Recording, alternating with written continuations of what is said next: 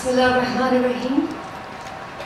Honorable Speaker of the Kelantan Assembly, Hassan Musal representing the state of Kelantan, Honorable Professors, Zakaria Abdul Rashid, I'm sorry if I mispronounced the name, I just know how they're pronounced, Mr. Bardai, Mr. Ismail, and a lot of diplomats here representing the honorable audience, ladies and gentlemen. It is very heartening for me to be here today, to see what I believe that Kelantan has made history. And the message that I am going to take back is going to be a message of hope for the people of Punjab, for the people of Pakistan, and for the people out there who believe that there is no alternate system. Anybody who understands God would understand that the master plan of God is love. And when you realize that the bond between a man and God is basically love, and the message that you have to spread in this world is of love, that you will understand that God draws you in, gives you a teeny weeny spark of love, and then sends you back to his people and says, serve my humanity if you want to earn my love, if you want to experience my good. And I think my story is about that. I fell in love with God, and I'm grateful that God let me fall in love with him.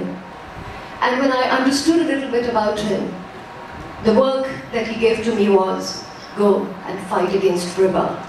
I don't know whether riba is a curse for us, for deviating of what the teachings of the Prophet Muhammad ﷺ is, or riba is the test of the Ummah today.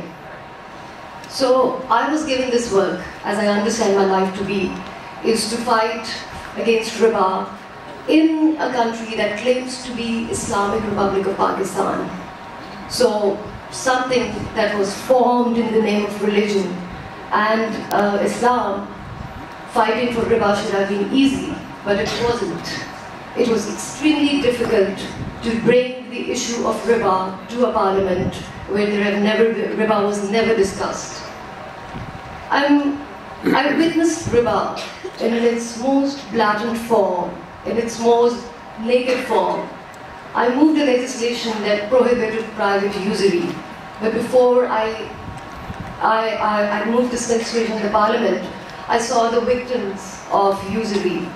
I saw women working in brothels to pay back the compound interest. I saw farmers usurped of their lands, agricultural land. I saw generations under debt who had sold their homes, their lands, their possessions, and finally were giving their girls into forced marriages because of riba. And witnessing that, I was haunted.